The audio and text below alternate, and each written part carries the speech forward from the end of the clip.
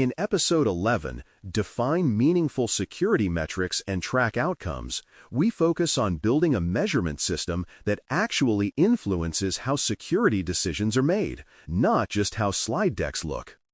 The promise is straightforward. You will learn how to frame metrics so they connect to real risk, real behavior, and real trade-offs, instead of becoming an exercise in counting whatever is easy to count. Many organizations are rich in dashboards and poor in insight, which is a gap you can close with careful thinking. When metrics are designed well, they help you explain where security is strong, where it is fragile, and what should happen next. That ability matters just as much on the exam as it does in a boardroom or a project review. The first practical distinction to master is the difference between inputs, outputs, and outcomes, so you do not end up celebrating empty activity. Inputs are the efforts you invest: training hours delivered, tools deployed, tickets opened, workshops run. Outputs are the immediate products of those efforts: findings raised, patches applied, tests executed, playbooks updated. Outcomes are the changes in risk or behavior that result: fewer high-impact incidents, faster containment, better design decisions, improved resilience. Inputs and outputs are easier to measure, but outcomes are closer to what leadership actually cares about. A mature metric set acknowledges all three but keeps its eyes on outcomes whenever possible. From there, it becomes important to select leading and lagging indicators that tie directly to concrete reductions in risk. Leading indicators tell you whether your activities are likely to improve the situation in the near future, such as the proportion of critical systems covered by automated security tests or the number of high-risk services adopting a hardened baseline.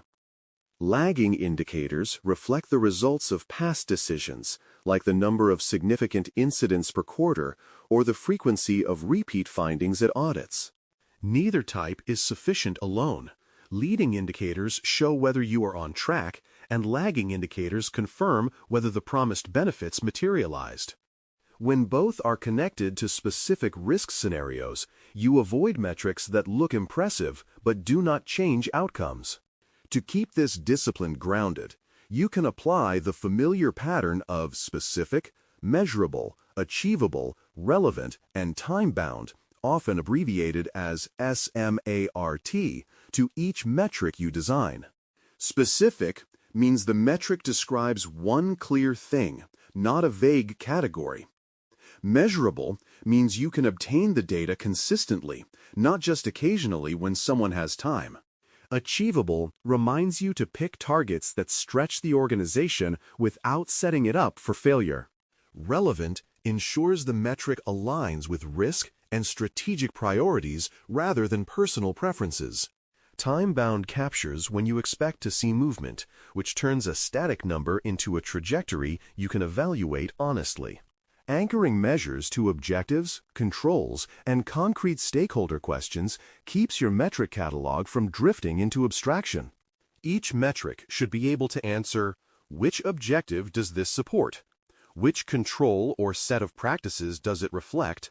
And which person or group is supposed to act when this number moves? A metric about patch latency, for example, ties to objectives around vulnerability management, to controls describing acceptable patch windows, and to stakeholder questions about exposure to known exploits. When a measure cannot be mapped back to an objective and a question, it is a candidate for removal, regardless of how visually pleasing it might be on a dashboard. None of this matters if the underlying data is untrustworthy, so you must pay attention to data quality, lineage, and refresh cadence. Data quality involves accuracy, completeness, and consistency across sources, so that the same system does not appear with 3 different names in different reports. Lineage captures where the data comes from, how it is transformed, and who is responsible for each step, which helps you detect errors and explain discrepancies. Refresh cadence defines how often the data is updated and whether that frequency matches the decision cycles it is meant to support. When people understand and trust these aspects, they are far more likely to use metrics in serious discussions instead of dismissing them as just numbers. Establishing baselines and targets moves your metrics from simple snapshots to decision tools. A baseline shows where you are starting from, which can be humbling but is essential for honest planning. Targets describe where you intend to be by a certain time, grounded in risk, capacity, and business change. Between these two, you define variance thresholds that indicate when a deviation demands immediate action, not just a note for the next quarterly report. For example, a sudden spike in access control failures or a drop in detection coverage beyond an agreed threshold should trigger investigation and response. These thresholds turn metrics into early warning signals rather than static decorations. Because raw counts can mislead, you generally prefer rates, ratios, and trends that show performance in context. 10 incidents in a month may sound alarming or comforting, depending on how many systems you operate, how severe those incidents were, and what the historical pattern looks like. A rate such as incidents per 100 services, or percentage of critical vulnerabilities closed within service-level timeframes, gives a more stable basis for comparison across teams and periods. Trends over time show whether you are improving or regressing, which is more informative than any single point. When you present metrics this way, conversations quickly shift from arguments about size to questions about direction and cause. As your measurement system grows, you will often need to combine telemetry from multiple sources, which brings new risks such as double counting and survivorship bias. Double counting occurs when the same event or asset appears in different feeds and gets counted twice because identifiers do not match cleanly. Survivorship bias appears when you only see data from systems that are still in service or from events that were detected, missing a silent population of unmonitored resources or undetected issues. Being explicit about how datasets are joined, how duplicates are removed, and what remains unseen helps maintain integrity. Clear documentation of these choices is part of what turns metrics into evidence suitable for scrutiny. To keep metrics relevant, you must define ownership, collection roles, and review rituals that persist beyond the initial design phase. Ownership means a specific person or team is accountable for the correctness and usefulness of each metric, not just for generating a number. Collection roles clarify who pulls the data, who validates it, and who updates definitions when processes change. Review rituals, such as monthly metric reviews or quarterly deep dives, ensure that numbers are examined, interpreted, and acted upon instead of simply archived.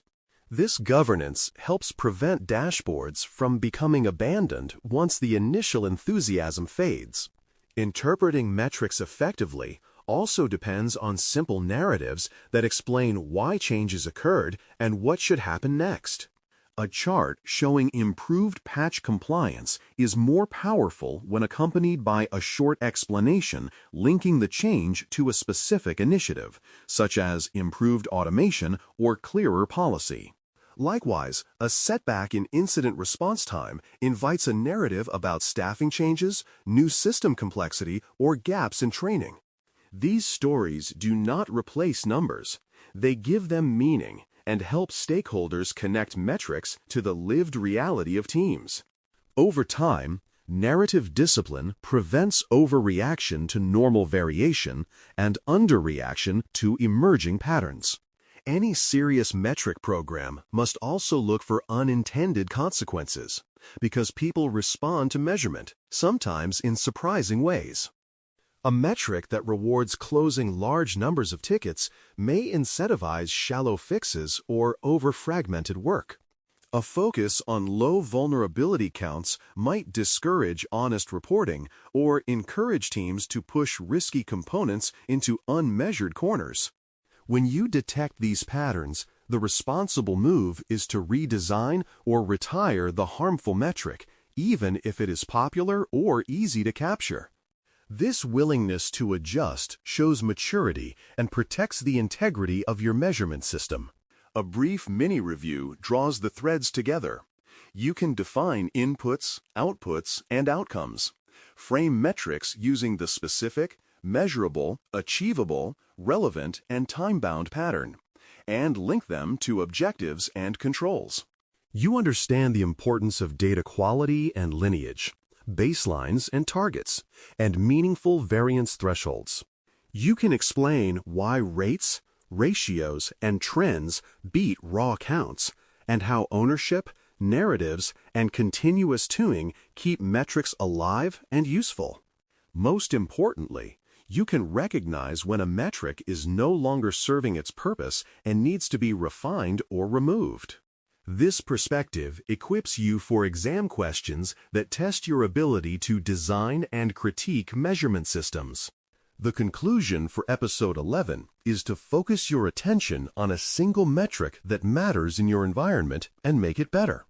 That might mean tightening its definition, clarifying its data sources, expressing it as a rate rather than a count, or writing down the narrative that should accompany it in future reviews. The next action is to schedule a short review with the people who rely on that metric, share your proposed refinement, and agree on how it will be used going forward. With each iteration like this, your metrics move closer to tools that genuinely guide decisions, and your ability to reason about measurement in exam scenarios grows sharper and more confident. Thanks for listening. For more audio courses, daily newsletters, and more, please visit baremetalcyber.com.